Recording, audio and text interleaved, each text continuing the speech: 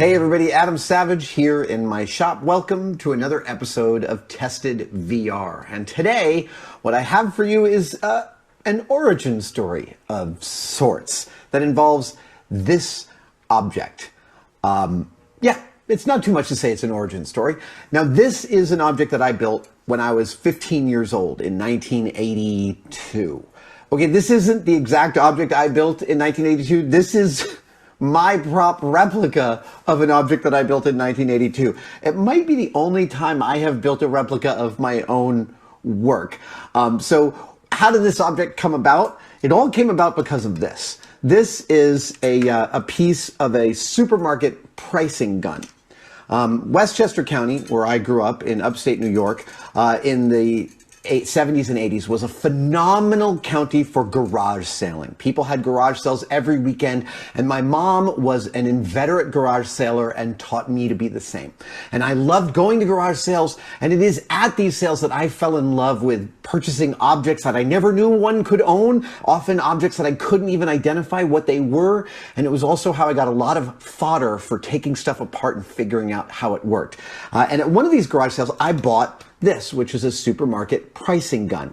It had a really nice trigger, and I had it on my bench for a few months, and after a period of time, I took it into my art class in high school, and I realized that I could use it to make a shooter, a launcher of some kind, and so I started to play around with its mechanics until I built this object. Now, I've been wanting to replicate this object for years, and when you go on eBay and search for pricing guns, you find a lot of kinds of different pricing guns, but I could not find the exact one that I wanted, which really has this long flat trigger. But reader, clearly I found it a few months ago, and here on Tested, I rebuilt a replica of the thing that I had made in 1983. So what is it? It is a ping pong ball launcher.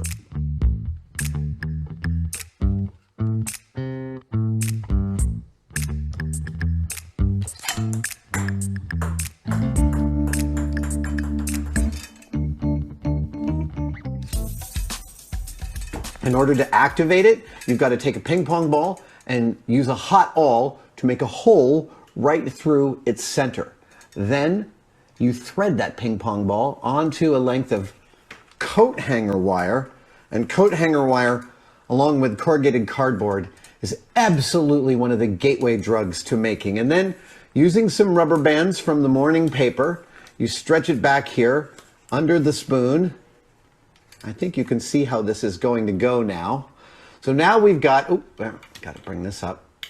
So now we've got a ping pong ball under tension, threaded onto a long piece of coat hanger wire, and the spoon is holding it in orientation, in tension, and on top of the spoon is a thread. That thread comes up to a little eyelet, down to a second eyelet, and to the mechanics of the of the pricing gun. And when I pull the trigger,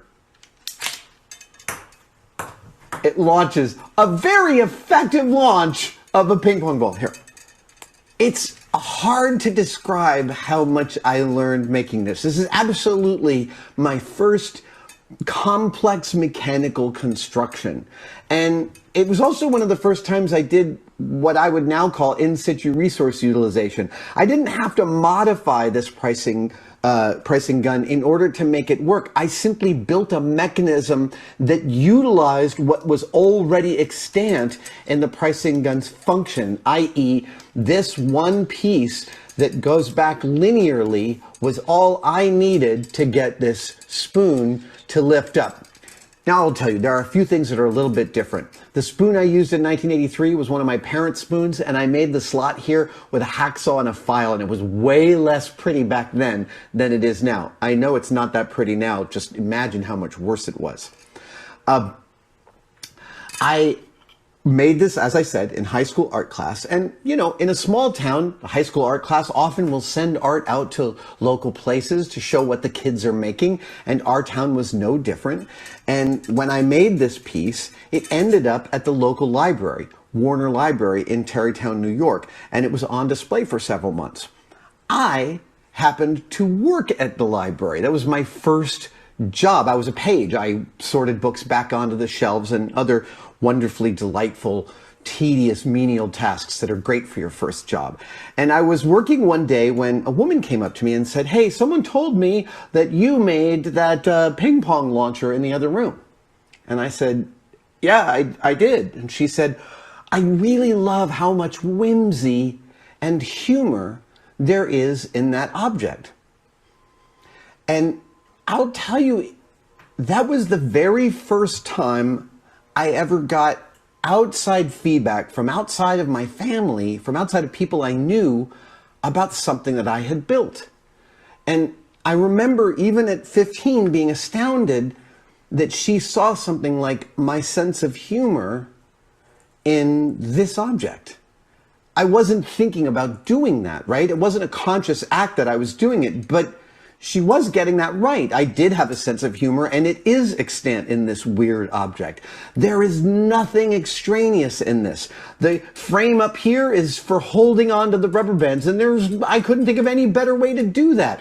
The cut apart spoon here is a really simple solution to holding on to a ping pong ball. This strut right here, which has this whole sort of swoop to it, it's exactly what I did back then, but it exists only to provide a point in space to mount this little eyelet as a shiv for the string that lifts it up to launch the ping pong ball.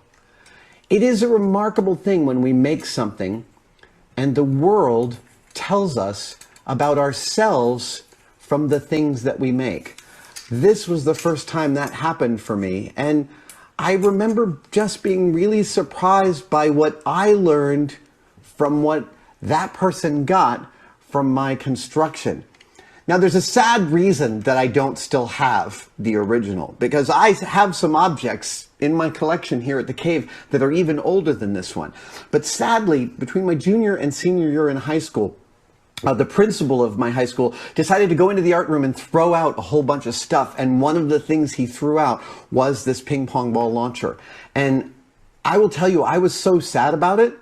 I actually talked to a lawyer about whether or not I had grounds to sue. Yeah, I was really, really attached to the objects I had that were in that art room that I lost. And I lost a lot more than this, but this was perhaps the one I think that I felt the most pain over losing. So rebuilding it here on Tested was a really nice coming home, and I am still delighted by the whimsy and the humor extant in this object. I thank you guys for giving me some time to show you something that I'm very proud of that I built when I was 15.